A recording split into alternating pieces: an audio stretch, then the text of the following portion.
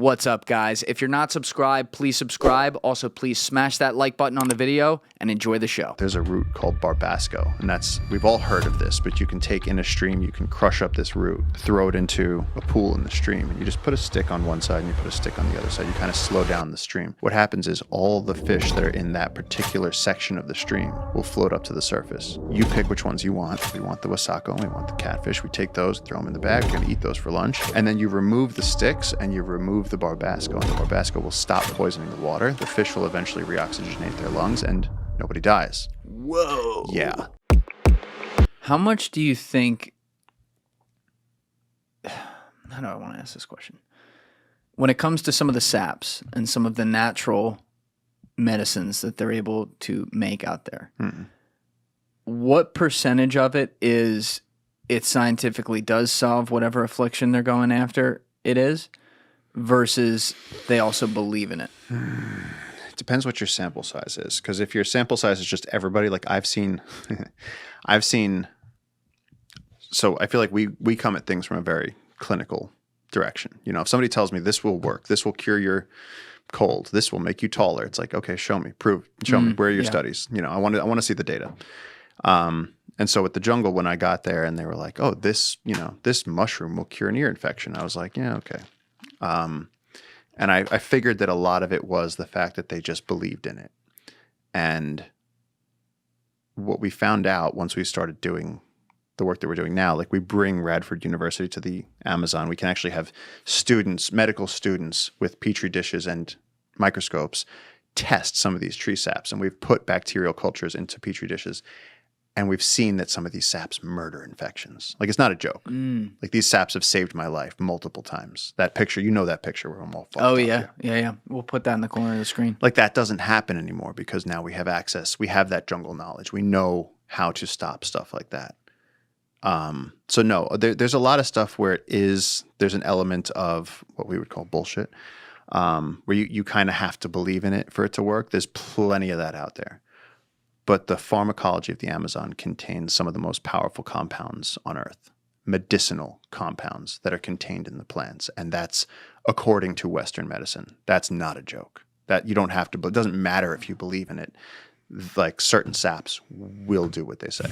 They will accomplish. Like, you know, there's a root called barbasco, and we've all heard of this, but you can take in a stream, you can crush up this root, throw it into a pool in the stream, and you just put a stick on one side and you put a stick on the other side. You kind of slow down the stream. What happens is all the fish that are in that particular section of the stream will float up to the surface. You pick which ones you want. We want the wasako, we want the catfish. We take those, throw them in the bag. We're going to eat those for lunch. And then you remove the sticks and you remove the barbasco, and the barbasco will stop poisoning the water. The fish will eventually reoxygenate their lungs and nobody dies. Whoa. Yeah. So humans figured that out somehow. That's indigenous knowledge. And that's something you can't fake it. Yeah. So if they said, oh, this works, it's like, well, it either does or it doesn't. You can't make fish float to the water without some pretty serious chemical compounds. It feels like there's almost these hacks, like these nature hacks according to species, where you could almost... Like the story of JJ showing you how to catch a crocodile for the first time, where they like stick the, I guess, like the bamboo down, and suddenly it wraps itself around it and comes up. You know, there's something to that. Like, why does the crocodile respond to that and another species doesn't? Oh, I mean, if you go species to species, there's all kinds of interesting stuff like that. Right now I'm reading this book. I think it's called Are We Smart Enough to Know How Smart Animals Are? It's by Franz de Waal. It's an incredible book. And it's all about how human studies of animal intelligence can just repeatedly fall short, where it's our intellectual limits that are prohibiting us from understanding the depth of intelligence of animals. How do they argue that? Oh, the guy does it for hundreds of pages. It's incredible. You feel like a moron by the end of the book.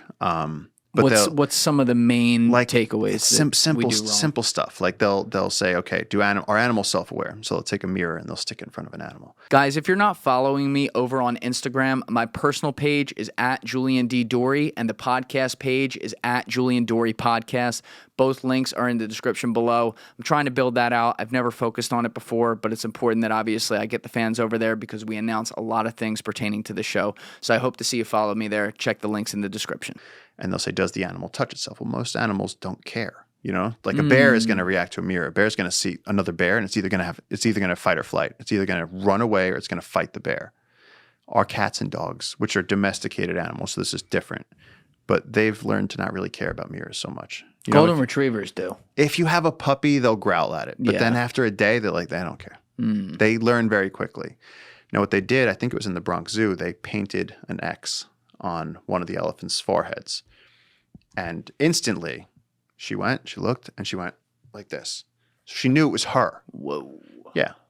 And so they've done this with a bunch of animals. And I think that there's some species of magpies that recognize themselves, some of the greater apes, gorillas, chimps, bonobos, like those things. It's very, very small.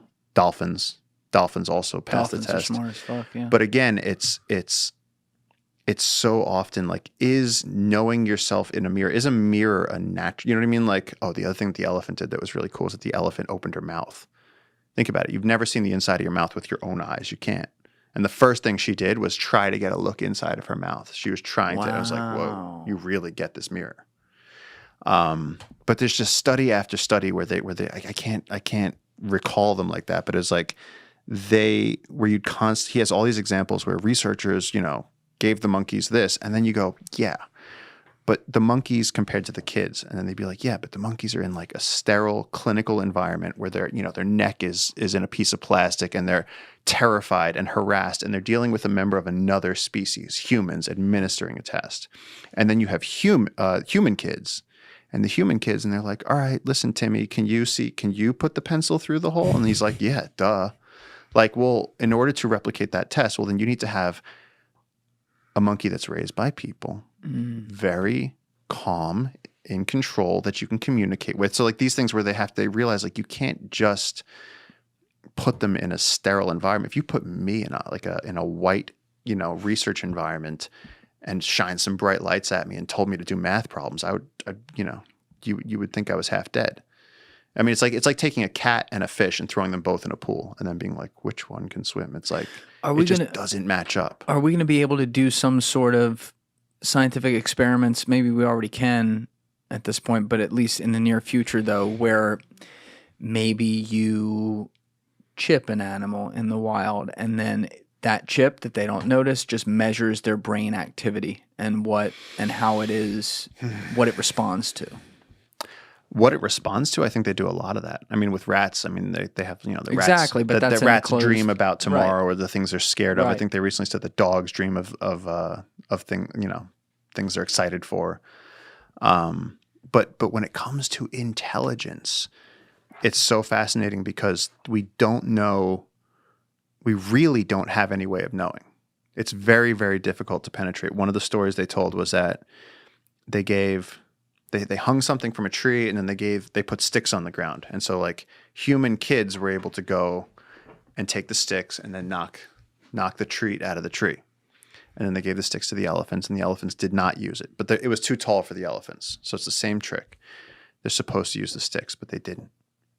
But then they repeated the thing, but instead of giving them a stick, they gave them a box. And the elephants knew to move the box, stand on the box, they could get up higher.